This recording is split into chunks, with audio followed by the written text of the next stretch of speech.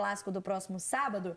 Emanuele Ribeiro, Manu tá com a gente aqui agora no Tá Na Área, vai participar. Minha amiga, boa tarde para você. É um Flamengo que também tem um desfalque confirmado já para essa partida, né? Bem-vinda sempre, Manu.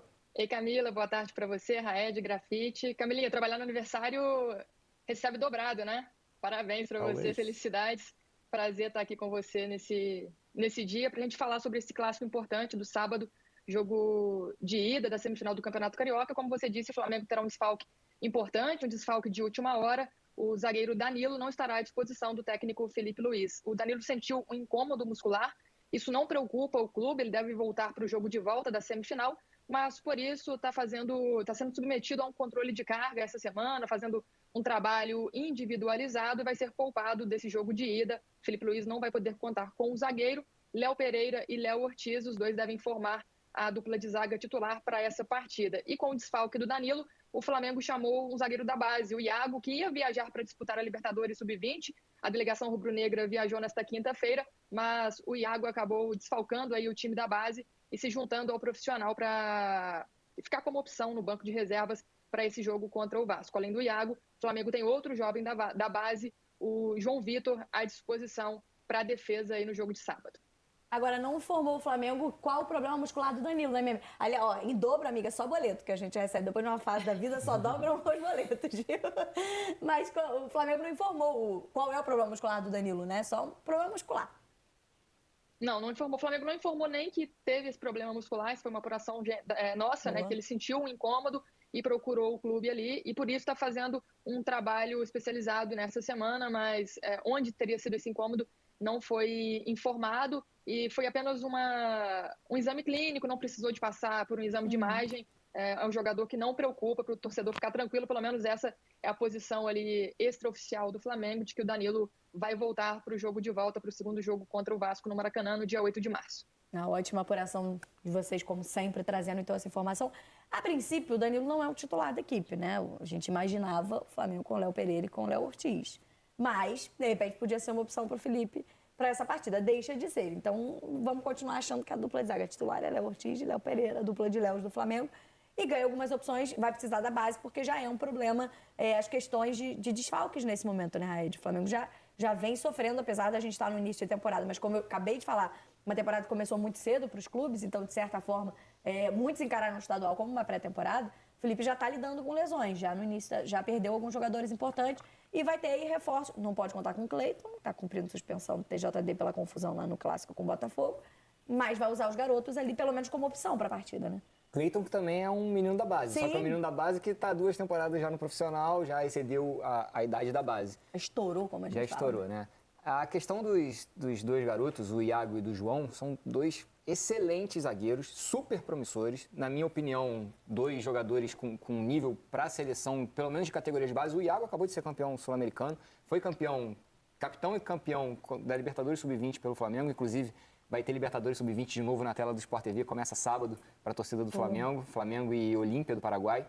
Foi campeão mundial como capitão da seleção do Flamengo e foi fundamental na seleção brasileira que ganhou o Sul-Americano Sub-20.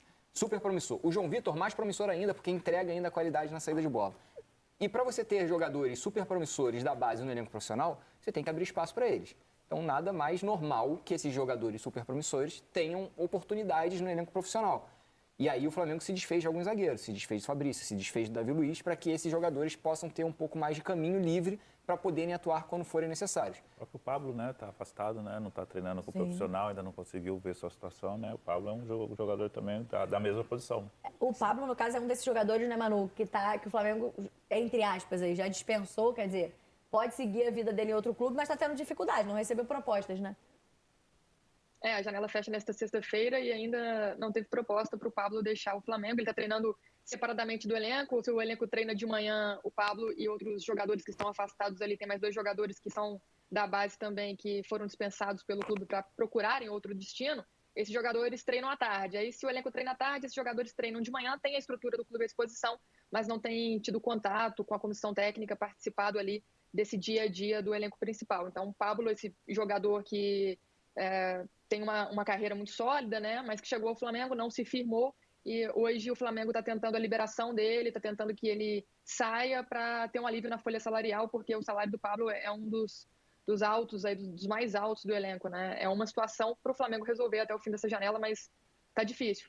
Sim. Só uma pergunta para a Emanuele, porque tem a janela que fecha amanhã, à meia-noite, essa janela de transferências. Sim. Mas abre-se uma janela, transferência internacional, abre-se uma janela estadual, logo na sequência, né, Emanuele? E aí depois só na janela de exceção, que é as vésperas do Mundial de Clubes. É em março essa janela, né, Manu?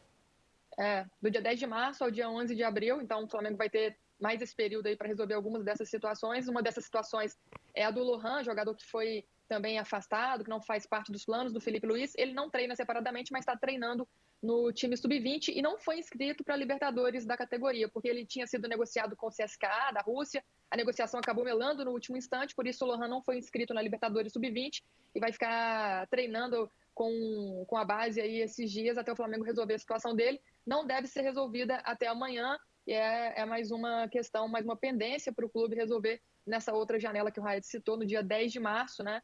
A CBF abrindo essa janela extra que permite os jogadores que participaram dos estaduais serem negociados com os clubes das séries A, B e C do Campeonato Brasileiro. Tem clubes interessados no Lohan, clubes da Série A, são os casos de Fortaleza e Cruzeiro, mas as negociações não avançaram a ponto de serem concluídas amanhã, por exemplo. Que é quando, bem lembrou o Raed, fecha a janela de transferências internacionais, mas tem essa possibilidade dessa outra janela brasileira ali de negociações. Agora, não tem o Danilo, é um desfalque importante, porque é uma peça que vem trazendo opções também para o Felipe Luiz, mas é o Flamengo que ainda assim tem o Bruno Henrique, né, que mais uma vez no clássico contra o Botafogo reforçou o título, né, a alcunha de rei dos clássicos, porque decide jogos importantes, e o próprio Arrascaeta, que a gente tem dados do nosso gato mestre, e também é muito decisivo em clássicos contra o Vasco. São 15 participações diretas em gols em 19 partidas. Não pode reclamar de opção, Felipe Luiz, né, Gato? Não, o elenco do Flamengo é muito robusto, né? Um elenco muito forte, de muita qualidade, de muito equilíbrio, né? Você perde jogadores no jogo passado, o Everton saiu, o Everton se lesionou no jogo passado.